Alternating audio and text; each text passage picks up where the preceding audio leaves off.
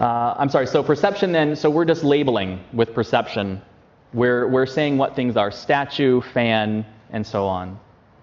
But then there's volition. Volition, this is how we respond to what we encounter. So I see the statues and I say, I like those or I don't. So I see something beautiful and I think, oh, that's beautiful, and then it's, I want more. Oh, I wish I could stay here and look at this forever. Or I see something and I'm bored by it, I don't really have a reaction, and so I start, my volition there is, well, what's something interesting? That's my response to something neutral maybe. What can I grasp? So that's volition. So the example that I use here to explain how all of this works together is that, let's say I smell something bad, and I'm like, ugh, that sensation. It's my initial, ugh. And then I go, my perception says, oh, that's spoiled milk. Then my volition is, who's the idiot who left out the milk? It stunk up the room, the window's stuck, I can't open it. Now I have to throw it away, what a waste. That's volition. Now I have to buy more milk, whatever. We're doing this constantly. And we think this is all one thing because it happens so quickly, usually. Usually. Every now and then, we probably all have this experience. Every now and then, maybe you're half asleep, or you're lying down in a sort of at an odd angle or something. So you're seeing something at an odd angle. Or maybe you just wake up and you open your eyes and you're staring at something, and there's this moment of blankness. And then you're like, what am I looking at? Oh, it's a chair. Have you ever done that? Yeah. There you can see the gap between it hitting your sense consciousness. It goes through your eyes and the information hits your brain, and then there's this gap before perception comes in. Okay? But usually it happens so fast that we think it's all one thing. It's the milk is smelled and we go, oh, spoiled milk. Bleh. Who's the idiot who left it out?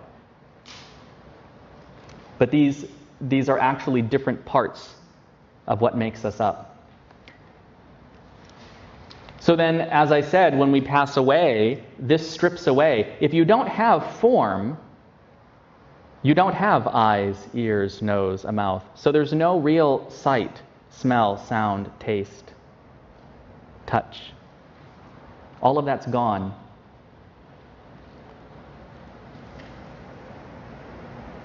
And then volition and perception and all of that are stripped away as well. So what passes on to the next life is, again, the consciousness with the impression of our karma, the seeds of our karma. When I'm saying seeds of karma, we're not talking about some physical thing like seeds that you put in the ground. We don't mean that. It's just a word that we use to describe this sort of impression on the mind.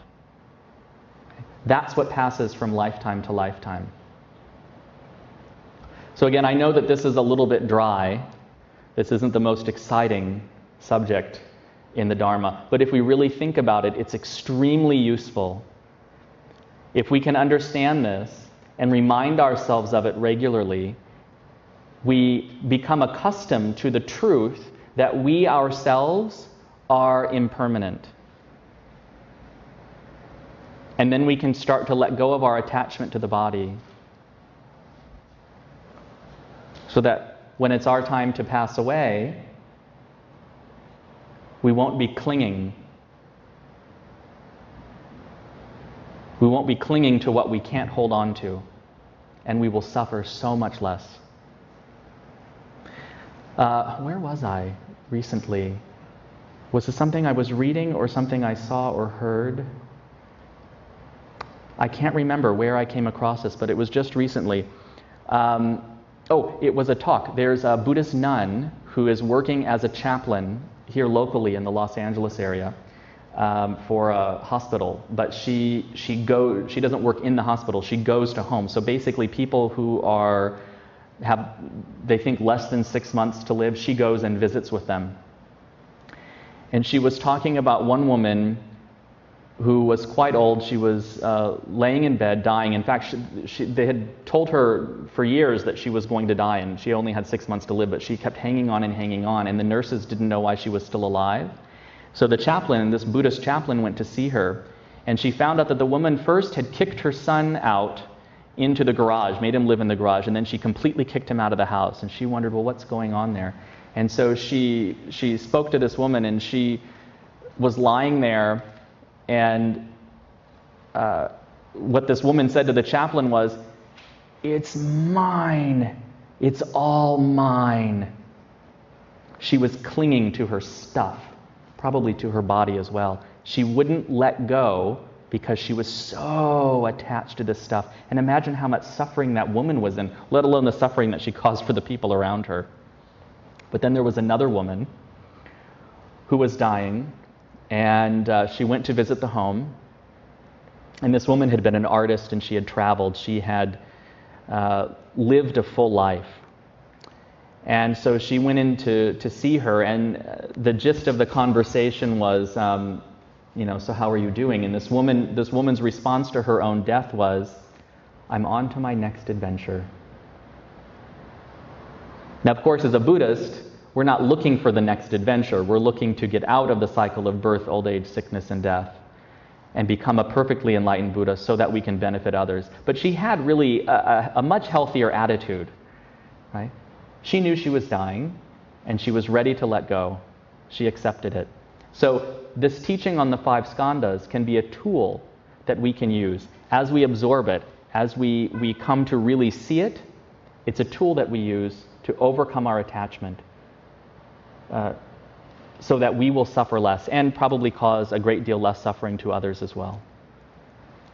And that is the 5 skandhas. So are there any questions or thoughts? Yes. We're here talking about consciousness. Mm-hmm. That means, from this life to the next life, Mm-hmm. supposed to be consciousness. But the Buddha teaching about it, it's not the wisdom. So the consciousness and the wisdom, what is from consciousness to wisdom? From consciousness to wisdom. I'm not quite sure what you're getting at. Well, in terms of death, passing from lifetime to lifetime, wisdom is part of what we can imprint upon our mind. And so the quality of our mind, whether it has a tendency towards compassion, a tendency towards anger, that goes with us from lifetime to lifetime. Is that what you're getting at? Or do you mean the transition from our normal ignorant consciousness to wisdom? Yes. Okay. Well, it certainly isn't about gaining something. I think sometimes we think about gaining wisdom with age. We say that in English. People gain wisdom with age. It isn't really about gaining something. What we're doing in our Buddhist practice and training is, like using tools like the 5 skandhas, we are creating more and more skillful perceptions. Even if the new perception that we have isn't perfectly correct, we're cultivating more and more skillful perceptions, and we're letting go of wrong views. We're letting go of ignorance. And then the natural wisdom within us, the Buddha nature, that comes through. Does that make sense? Does that answer? Okay. Yeah, that's a very good question.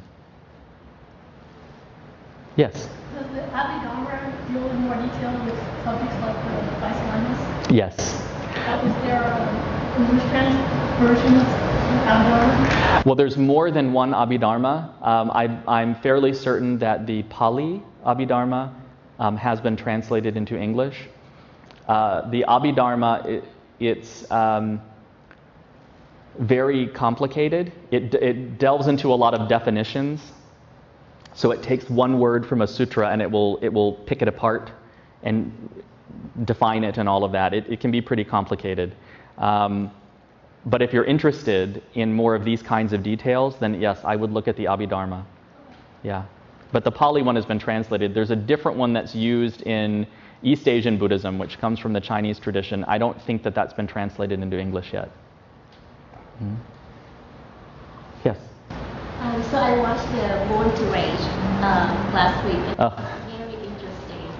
And I was quite surprised, but as a result that 3 of the monks carry that short version of Tea. Mm-hmm. And so what I try to understand in terms of Buddhism, that, there's certain things that you can change or you can choose, like your parents.